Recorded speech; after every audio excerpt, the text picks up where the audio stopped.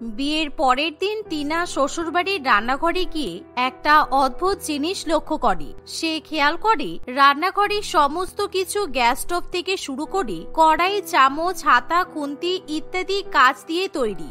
যা দেখে টিনা খুবই অবাক হয়ে তার শাশুড়ি মাকে বলে, মা, আপনাদের বাড়িতে অ্যালুমিনিয়ামের রান্নার জিনিসপত্র নেই? রান্নাঘরের সমস্ত কিছুই তো দেখছি কাঁচ দিয়ে তৈরি। কাঁচের কড়াইয়ে কিভাবে রান্না করব?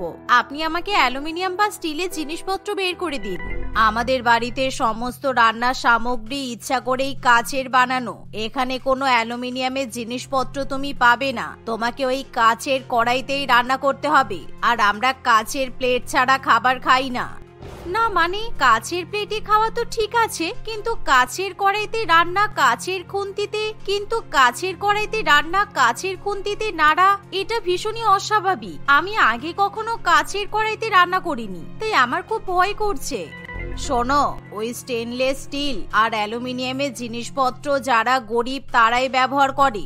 আমরা কাঁচ ছাড়া অন্য জিনিসপত্র ব্যবহার করি না। আর তুমি যেহেতু এখন থেকে আমাদের পরিবারের সদস্য, তাই তোমাকেও কাঁচের জিনিসপত্র ব্যবহার করা অভ্যাস করতে হবে।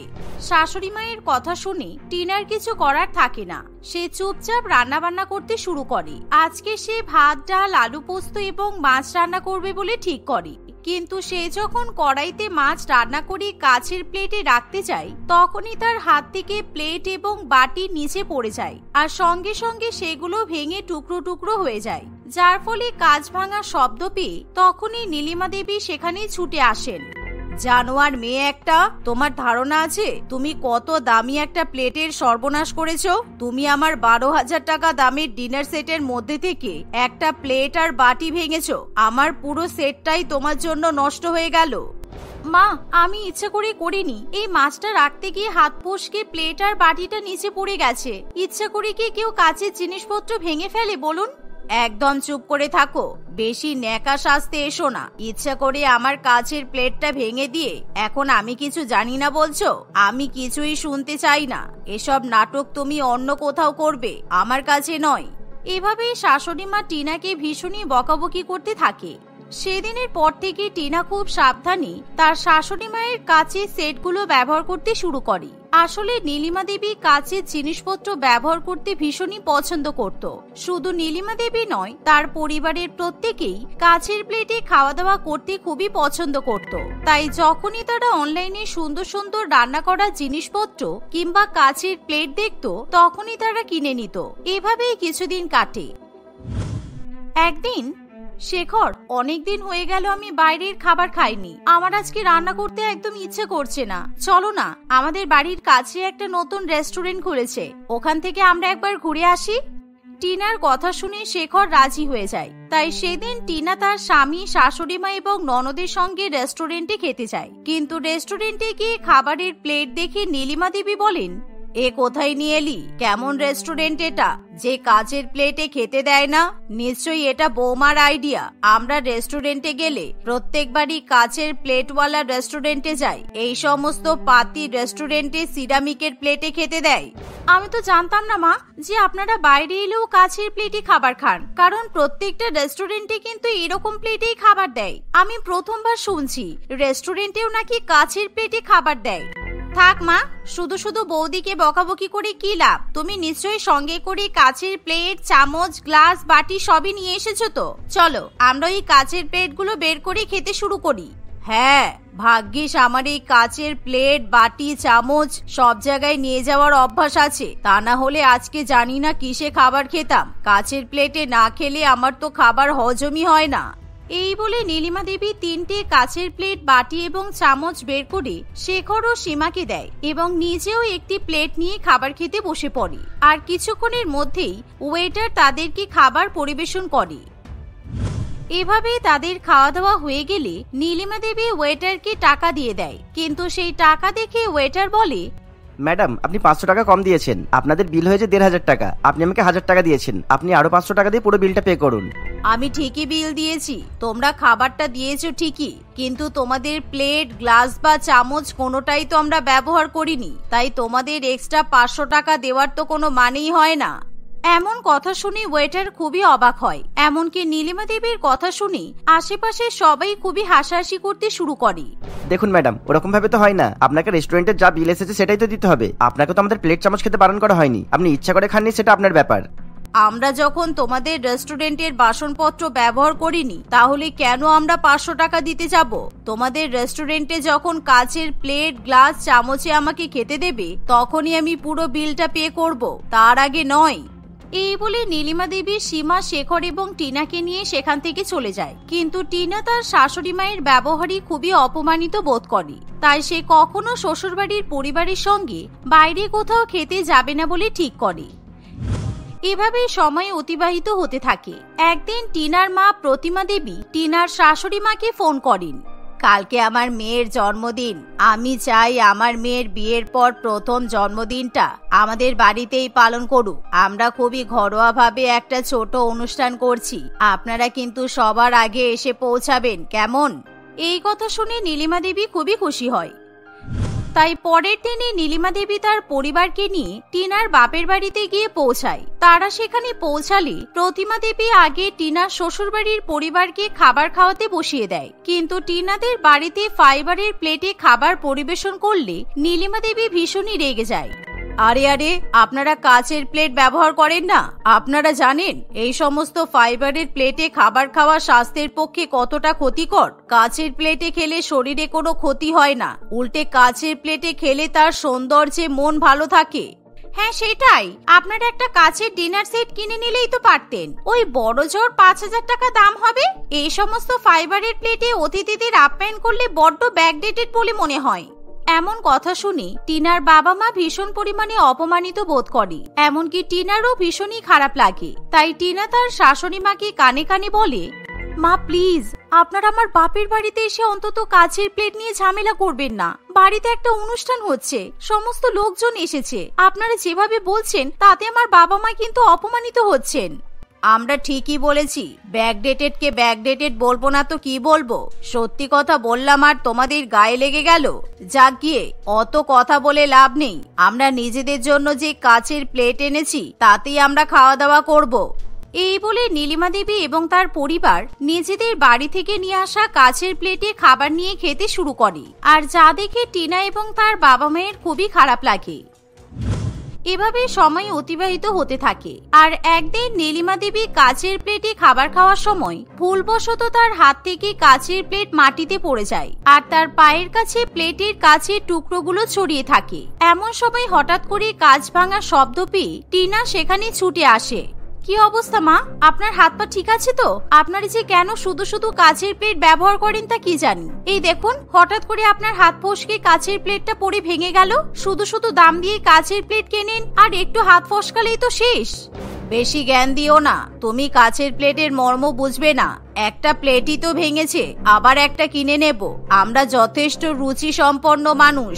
মাটির প্লেটে বা স্টিলের প্লেটে আমরা খেতে পারবো না। মানুষজন দেখলে খারাপ ভাববে তো। আমি সেটা বলছি না। কাচের প্লেটে খাওয়ার থেকে আপনারা যদি কাঁসার থালায় খাবার খান, তাহলে সেটা কাচের প্লেটের থেকেও বেশি স্বাস্থ্যকর হবে। কাচের প্লেটে খাওয়া কোনো সুস্বাস্থ্যের লক্ষণ নয়। আপনারা একবার কাঁসার থালায় খেয়ে দেখুন। টিনার কথায় তার শাশুড়ি মা কোনো রকম গুরুত্ব দেয় না। তাই টিনা চুপচাপ ঘর পরিষ্কার করতে শুরু করে। কিন্তু ঘর পরিষ্কার করতে গিয়ে তার হাতের মধ্যে অনেকটা কাচের টুকরো ঢুকে যায়। ফলে টিনা কোনো রকম কাজকর্ম করতে পারে না। যা দেখে নীলিমা দেবী বলেন, ওরে বাবা, হাতের মধ্যে কাজ ঢুকেছে বলে কাজকর্ম বন্ধ হয়ে গেল? সামান্য একটু কাজই তো ঢুকেছে, টেনে বের করে দাও। এত বেশি মোমের পুতুল হলে চলবে? আমরাও তো কাচের টুকরো পরিষ্কার করেছি, কখনো তো আমাদের তোমার মতো অবস্থা হয়নি। শাশুড়ি মায়ের খোঁটা শুনে টিনা আবার রান্নাঘরে কাজ করতে চলে যায়। তার কষ্ট হলেও হাতে ব্যথা নিয়ে সে সমস্ত রান্নাবান্না করতে থাকে। এরই মধ্যে সঞ্জনা দেবী নীলিমা দেবীর বাড়িতে এসে উপস্থিত হয়। জানেন দিদি, আমার বৌমাটা যেন কিছুই করতে পারে না। সামান্য একটু হাতে কাজ ঢুকেছে বলে কাজকর্ম বন্ধ করে গুটিয়ে বসে আছে। আর আমরা দেখো কতবার হাতে পায়ে কাজ ঢুকে গেল, এখনো হেঁটে চলে ঘুরে বেড়াচ্ছি। তা যা বলেছেন, আজকালকার মেয়েরা সব যেন ফুলের ঘায়ে মূর্ছা যায়। কাজের থেকে ছুটি পাওয়ার একটা বাহানা চাই মাত্র। এভাবেই নীলিমা দেবী তার প্রতিবেশীর সঙ্গে বৌমার নামে বদনাম করতে থাকে, যা শুনে টিনার খারাপ লাগলেও সে কিছুই বলতে পারে না। ঠিক এমন সময় সীমা বাইরে থেকে আসে আর বেশ কিছু দামি দামি কাচের ডিনার সেট দিয়ে রান্নাঘর সাজাতে শুরু করে। মায়ের কাছে শুনলাম তোমার হাতে নাকি কাচের টুকরো ঢুকে গেছে, দেখো খুব সাবধান। আমি কিছুক্ষণ আগেই কিন্তু নতুন ডিনার সেটগুলো কিনে এনেছি, এই সেটগুলোও যেন ভেঙে না যায়। সীমার কথা শেষ হতে না হতেই সে একটা বড় ইঁদুর দেখতে পায়, আর তখনই সীমা ভয়ের চোটে লাফিয়ে ওঠে, যার ফলে তখনই সীমার হাত লেগে সীমার কিনে নিয়ে আসা নতুন ডিনার সেটগুলো সমস্ত সীমার গায়ের উপর পড়ে যায়, যা দেখে টিনা সঙ্গে সঙ্গে ছুটে গিয়ে সীমাকে উদ্ধার করে। কিন্তু এতে করে সীমার অনেকটা গা হাত পা কেটে যায়, তাই সে ব্যথা যন্ত্রণায় কাঁদতে থাকে। তাই টিনা তাড়াতাড়ি করে সীমার গা হাতে পায়ে ব্যান্ডেজ করে দেয়। কিন্তু এই ঘটনার ফলে নীলিমা দেবী মনে মনে নিজের ভুল বুঝতে পারে। আমাকে ক্ষমা করে দাও বৌমা, আমি আগে বুঝতে পারিনি তোমার গায়ে কাচের টুকরো ফুটেছিল, কিন্তু আমি তাতে গুরুত্ব দেইনি, তাই হয়তো উপরওয়ালা আমাকে এই শাস্তি দিয়েছে। আজকে থেকে বাড়িতে কাচের প্লেটে খাওয়া বন্ধ, তুমি আমাদের জন্য কাঁসার থালাই কিনে নিয়ে আসবে। শাশুড়ি মায়ের কথা শুনে টিনা খুবই খুশি হয়, তাই সেদিনই টিনা দোকানে গিয়ে কাঁসার থালা, বাসন, চামচ ইত্যাদি কিনে নিয়ে আসে। এভাবে টিনা তার শ্বশুর বাড়িতে হাসি খুশি বসবাস করতে শুরু করে। মধুমিতার বিয়ে হয়েছে মাত্র কয়েক মাস আগে। বিয়ের আগে মধুমিতা নিজে দিনরাত কঠোর পরিশ্রম করে ফুল বিক্রি করে তার বাবা মা ভাই সকলের খেয়াল রাখত। হঠাৎ সেখান থেকেই তাদের শহরের সব থেকে ধনী ব্যক্তি অঙ্কুশের সঙ্গে মধুমিতার বিয়ে হয়। মধুমিতার বাড়ির লোক ভাবে মধুমিতা ধনী বাড়ির বউ হয়ে হয়তো তার বাপের বাড়িকে একটু হলেও সাহায্য করবে, কিন্তু মধুমিতা সেসব একেবারে বন্ধ করে দেয়। বিয়ের আগে যে মেয়েটা আমাদের জন্য এত কিছু করলো, বিয়ের পর সেই মেয়েটা এভাবে আমাদের ভুলে গেল।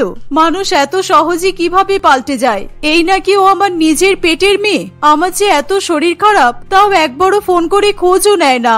তুমি চিন্তা করো না মা, দিদি আমাদের ডাকুক আর না ডাকুক, তাও রাখির দিন আমি ওদের বাড়িতে যাব, তখনই আমি ওর কাছ থেকে সমস্ত কথা জেনে আসবো ও কেন আমাদের সাথে এরকম আচরণ করছে, বুঝেছো? ও নিমন্ত্রণ না করলে তুই যাবি কেন? ওর কি আমাদের মতো সাধারণ পরিবার? ওদের মতো বড় বড় লোকেদের সাথে দেখা করতে গেলে আগে থেকে ফোন করে বলে রাখতে হয়, আর ও তো আমাদের ফোনই ধরে না। ও ফোন করে না বলে আমি দিদির কাছে রাখি পড়তে যাবো না? এটাও কখনো সম্ভব? তোমরা আমাকে শুধু শুধু আটকানোর চেষ্টা করো না, যাবো বলেছি যখন আমি যাবোই। ওদের বাড়ির দারোয়ানরা যখন তোকে দরজার সামনে থেকে তাড়িয়ে দেবে, তখন তুই বুঝবি আমাদের মেয়েটা এমন ভাবে পাল্টে যাবে আমি সত্যি স্বপ্নেও ভাবিনি। তবে তুই যখন এত করে বলছিস যাবি, ঠিক আছে যা। এইভাবে বিভাস তার মায়ের সঙ্গে নিজের দিদির বাড়িতে যাওয়ার পরিকল্পনা করে। দেখতে দেখতে কয়েকদিন কাটে। রাখির দিন এগিয়ে আসলে বিভাস তার দিদির বাড়িতে যাওয়ার জন্য প্রস্তুতি নিতে শুরু করে। বাবা মাকে বিদায় জানিয়ে সে দিদির বাড়ির উদ্দেশ্যে রওনা দেয়। বিভাসের মনে তখন অনেক আনন্দ। এই প্রথমবারের মতো সে তার দিদির শ্বশুর বাড়িতে যাচ্ছে। অনেক বড় বাড়ি মধুমিতার, তার কত গাড়ি আছে। রাখিতে দিদির কাছে একটু আবদার করলে হয়তো নতুন একটা গাড়ি তাকে দিয়েই দেবে। এসব ভেবে মনে অনেক আনন্দ নিয়ে বিভাস তার দিদির বাড়িতে এসে পৌঁছায়। বিভাসের জামা কাপড় চেহারা দেখেই বোঝা যায় তারা হত দরিদ্র। এই ছেলে, ভেতরে কোথায় যাচ্ছ? অ্যাপয়েন্টমেন্ট নিয়েছো? এটা তোমার পার্ক নাকি শপিং মল যে যখন ইচ্ছে যেখানে ইচ্ছে নাচতে নাচতে ঢুকে যেতে পারো? আরে দাদা, তোমরা ভুল করছো। আমি তোমাদের স্যারের সাথে দেখা করতে আসিনি, আমি তো আমার দিদির সাথে দেখা করতে এসেছি। মধুমিতাকে চেনো তো? আমার দিদি হয়। শুনছিস কি বলছে? আমাদের ম্যাডাম নাকি ওর দিদি। আমাদের ম্যাডাম কত বাড়ির মেয়ে তুমি জানো? আমাদের ম্যাডামের বাবা আমাদের স্যারের থেকেও বেশি বড় লোক। তুমি আবার ওর কোন ভাই শুনি? এদের ম্যাডামের বাবা আমাদের জামাইবাবুর থেকেও বড় লোক। তাহলে কি আমি ভুল বাড়িতে চলে এলাম? কিন্তু বিয়ের সময় তো জামাইবাবুর এই ঠিকানাটাই ছিল। দারোয়ানরা বারবার বিভাসকে বাড়ি থেকে বেরিয়ে যেতে বলতে থাকে। এদিকে রাখির দিনে দিদির সঙ্গে দেখা না করে বিভাসও বাড়ি ফিরবে না বলে জোর করতে থাকে। বাইরে কোলাহল শুনে মধুমিতা ঘরের বাইরে বেরিয়ে আসে। সেখানে এসে তার ভাইকে দারোয়ানদের সঙ্গে ঝগড়া করতে দেখে মধুমিতা তার ভাইকে বাড়ির ভেতরে নিয়ে যায়। কেন এসেছিস তুই এখানে? আমি কি ডেকেছি তোকে একবারও? কেউ না ডাকলে তার বাড়িতে যেতে নেই, এটুকু বোধ বুদ্ধি তোর নেই? যেই দেখেছিস দিদির বড়লোক বাড়িতে বিয়ে হয়েছে অমনি ড্যাং ড্যাং করতে করতে চলে এসেছিস। তুই আমার সাথে কিরকম ভাবে কথা বলছিস দিদি ভাই? আজ রাখি বলেই তো আমি তোর বাড়িতে এসেছি, তা না হলে এতদিন আমি তো একবার আসিনি। বল। রাখিতেও যখন আমি নিমন্ত্রণ করিনি তখন কেন আসলি? কি ভেবেছিস দিদির বাড়িতে আসলে দামি দামি গিফট পাবি, তাই তো? সেগুড়ে বালি, খুব বেশি হলে হাতে 500 টাকা দিতে পারি, এর বেশি কিছু আমি পারবো না। তুই যদি আমাকে কিছু নামও দিস তাহলেও হবে, কিন্তু এইভাবে আমার সাথে খারাপ ব্যবহার করিস না প্লিজ। মা আমাকে অনেকবার এখানে আসতে বারণ করেছিল, কিন্তু রাখির দিনে আমি না এসে থাকতে পারলাম না। তুই আমাকে রাখিটা পরিয়ে দে, আমি চলে যাচ্ছি। বিভাস এবং মধুমিতা কথা বলছে এমন সময় মধুমিতার শাশুড়ি মা নলিনী দেবী সেখানে আসে। পুরানো ছেঁড়া ফাটা জামা কাপড় পরা বিভাসকে দেখে নলিনী দেবী প্রচন্ড রেগে যায়। ইস মা গো মা, এটা কোন বাড়ির মেথরকে বাড়িতে ঢুকিয়ে এনেছো বৌমা? তোমাকে বলেছি না, যারা এইসব নোংরা পরিষ্কার করে তাদেরকে বাড়ির ভেতরে ঢোকাবে না। জামা কাপড় দেখেছো ছেলেটার, একেবারে জঘন্য। আমার গা গুলিয়ে উঠলো একেবারে। ওয়াক!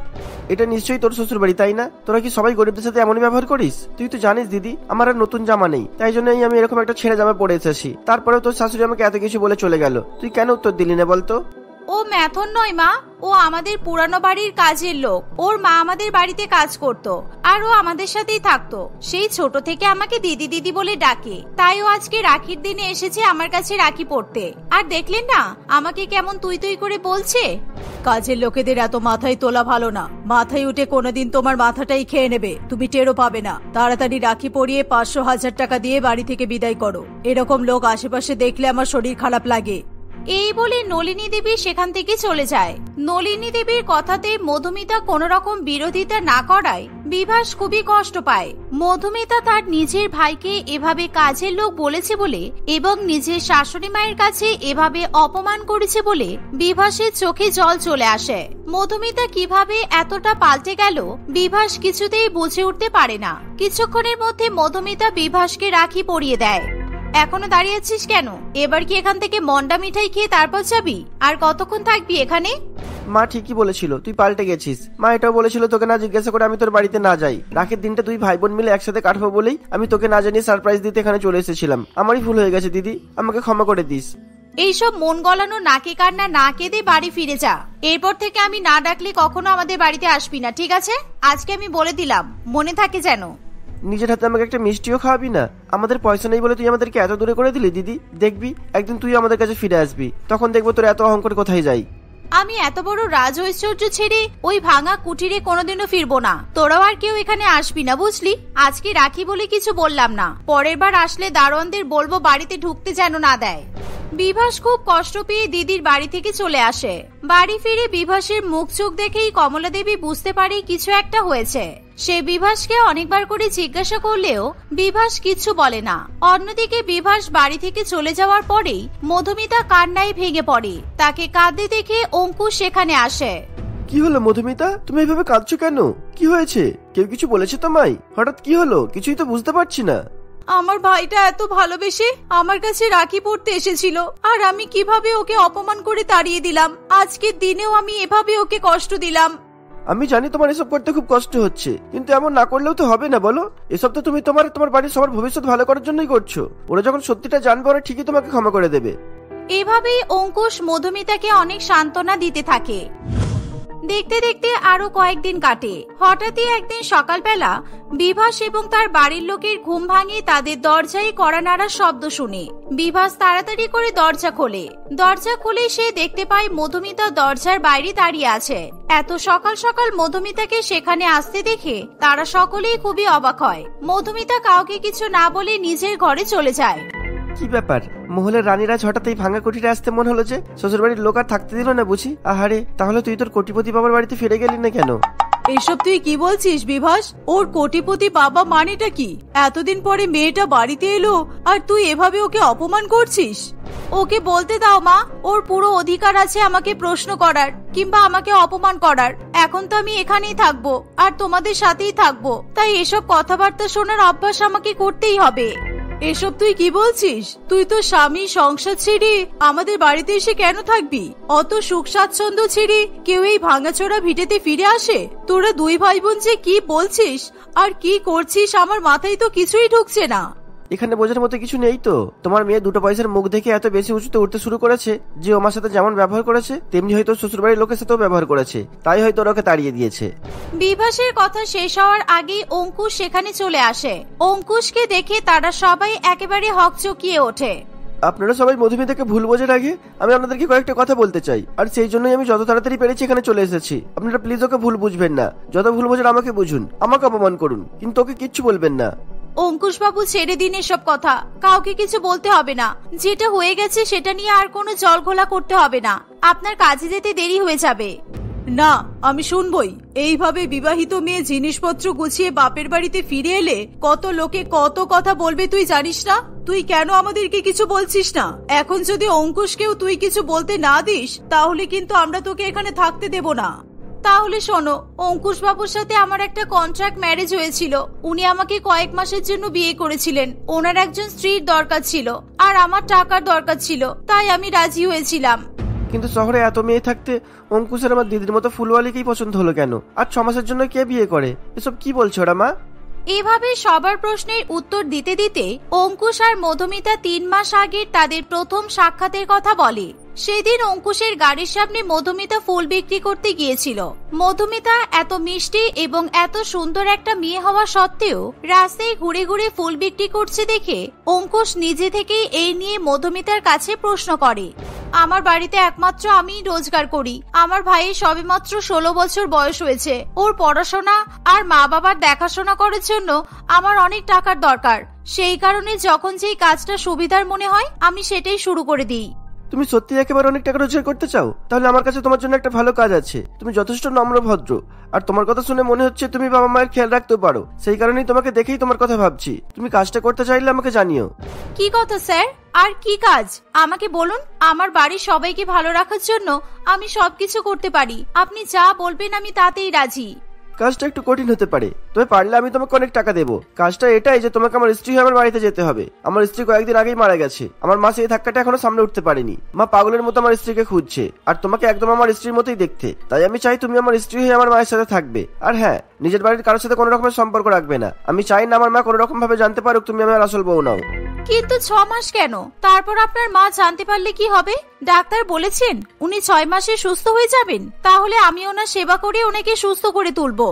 তুমি আমার মাকে আগলে রেখো, তাহলেই হবে। মার সুস্থ হবে না, মায়ের ক্যান্সার আছে। ডাক্তার আর 6 মাস টাইম দিয়েছে। আমি চাই শেষ দিনগুলো মা যাতে আনন্দে কাটাতে পারে, আর সেই কারণেই আমি তোমার কাছে এই অনুরোধটা করছি। তুমি যদি আমার কথা রাখো তাহলে আমার থেকে খুশি আর কেউ হবে না। এই সমস্ত কথা শুনে মধুমিতা নিজেকে সামনে রাখতে পারে না। সে অঙ্কুশের কথা মতো কাজ করতে রাজি হয়ে যায়। সেই কারণে মধুমিতা সেদিন বাড়িতে এসে অঙ্কুশের সঙ্গে তার সম্পর্কের মিথ্যা কথা বলে। কিছুদিনের মধ্যেই তাদের বিয়ে হয়ে যায়। এই সমস্ত ঘটনা শুনে বিভাস, কমলা দেবী আর মধুমিতার বাবা সবাই প্রচন্ড অবাক হয়। কিন্তু এখনো তো 6 মাস হয়নি, তাহলে তুই চলে এলি কেন? তোর শাশুড়ি মা কি জানতে পেরে গেছে? উনি গত সপ্তাহে মারা গেছেন, তাই আমি বাড়ি ফিরে এসেছি। এখন আমার ওখানে কি কাজ? মধুমিতার কথা শুনে সকলে খুবই দুঃখ পায়। বিভাস অনেকবার করে তার দিদির কাছে ক্ষমা চায়, তাকে না জেনে অপমান করার জন্য। অঙ্কুশের দেওয়া টাকায় মধুমিতাদের সংসারে সুখ স্বাচ্ছন্দ্য এবং প্রাণোচ্ছলতা ফিরে আসে। বিভাস এখন অন্য শহরে পড়াশোনা করতে গেছে। মধুমিতা তাদের বাড়িঘর সবকিছু ঠিকঠাক করেছে। তার বাবা মায়ের চিকিৎসার সমস্ত দায়িত্ব এখন মধুমিতার হাতে। অঙ্কুশ বাবু তাকে একটা ভালো কোম্পানিতে চাকরিও জোগাড় করে দিয়েছে। এভাবেই মধুমিতা তার পরিবারের সঙ্গে সুখে শান্তিতে দিন কাটাতে থাকে।